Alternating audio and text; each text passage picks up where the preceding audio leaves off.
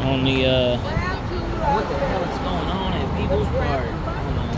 And then really this being the last of the kind of the last dance type of vibes. Yeah. So alright, and which one you want me to look at? I'm down here gonna stand here and you can talk to me. Okay, basically. great. So 1, 2, 3. Okay, how you doing? We got Andrea Pritchett. That's how you say Andrea Pritchett. Andrea Pritchett. And we are here at what seems to be the last shred of the movement for now, aside from just on the sidewalk, people walking around. I mean, this is. Can you explain what's behind you and? What's the well, I tell you, I'm reminded of like the polar bear on the shrinking iceberg, and the area that we have to exist on is getting smaller and smaller underneath our feet. So they came and they took People's Park and they built a border wall and put razor wire around it, and they dislocated a whole population, a whole sub-population of our community was displaced and dislocated from People's Park. And so with love and longing, people have gathered here on the triangle at Telegraph and Dwight. You know, it's not much. They call it a parklet or something like that. But it's something. It's a little toehold. And as cruel as they are, even the tiny little bit that we have left, they want to take it too. These gentrifiers are unrelenting. But they will take everything you have. Do they own it? Yeah, you talk to the ambassadors. You say, well, you guys the police clamped a lock on that gate, even though the city council voted to let that be accessible to the people. But the police come and clamp a lock on it. And then the ambassadors come and tell us, oh, it's perfectly legal, it's perfectly fine. So, they're determined to deprive the people of even that tiny little toehold of space.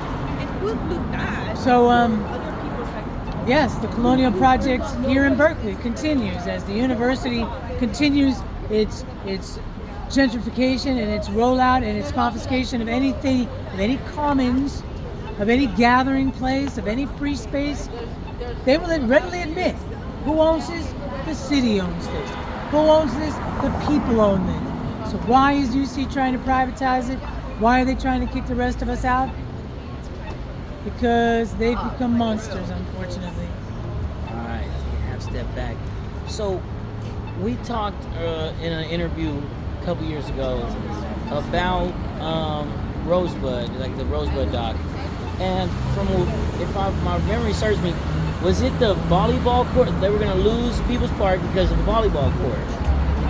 So this is like as if just the same fight of building the volleyball court is building the student housing. That's right. Can you talk about the history? Like there's the 60s, there's the 90s, there's the 2020s. I mean, this is a kind of deja vu all over again, because the park was started when the university was claiming that they were going to build housing. They moved, similar to now, they moved without fully thinking through the plan or getting any public support for it. They used eminent domain to deprive people of their houses, the houses that actually were already built on that land. And so through dubious methods and you know, whatever, diabolical planning, they claimed that they were going to build housing. They raised all the buildings, and yet they didn't even have the money for the housing, because it wasn't about housing. It was about getting the people out of here, breaking the back of the counterculture. So they didn't build, they just let it sit there like a muddy field that people use for parking. So when the people took the initiative to create a park, that's when the authorities sprang into action, because they did not want a community here. They did not want a community of resistance. They did not want the counterculture, the left, none of it. And so they fought it. They've been fighting it for 55 years.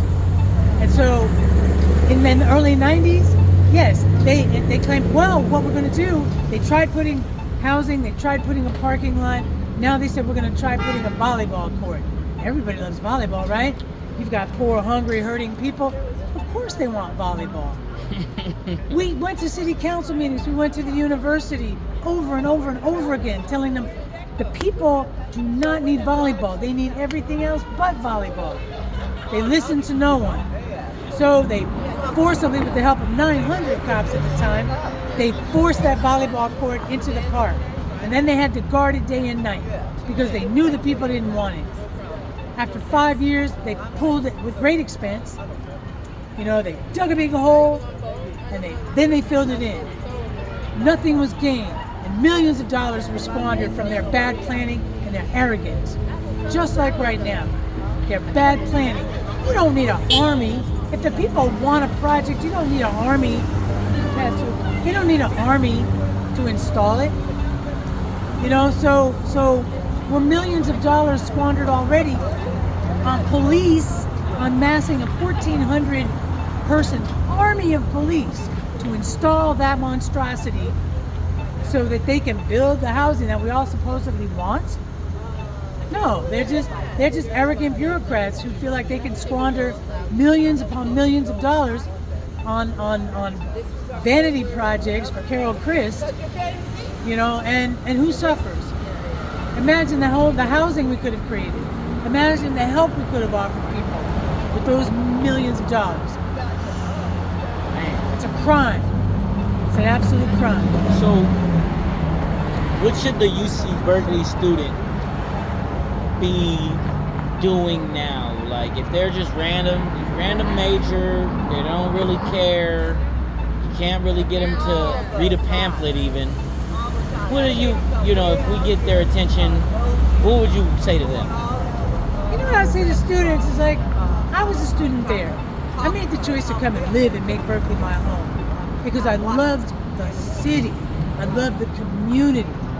And I would urge Berkeley students to venture off of campus and go and meet the community. Go see what in their name is being destroyed ever more every day. It's not just the People's Park community. It's poor and unhoused people in West Berkeley. It's the African American community that's been here since the turn of the 1900s, 1920s and earlier.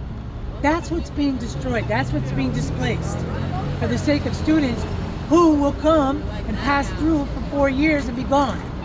But I invite the students, come, learn about poverty, learn about colonialism, learn about colonization, learn about people's struggles. Venture off of campus and don't let them use your name to commit these kind of crimes against the population. So come, spend time. I mean, it's hard now because they've accomplished their objective of displacing us. And so the new commons, this little ragtag triangle is our commons, is what's left. But what we need to do is take the land of the university back to serve the people of Berkeley, to serve the people of California. We've got to wrest it from the control of corporations and military contractors and the U.S. military itself. We've got to wrest it back and use that land to uplift the people for real education, not just little, grad student projects to feed the BP or whoever else is making contributions. That's our university. The students need to understand that the university system was created, I think it's 140 years ago, because the idea was that public education uplifts all of us. I'm a school teacher. I teach 8th grade down the way. Free public education. Free education, free college education. Because it's good. Because the truth will set you free.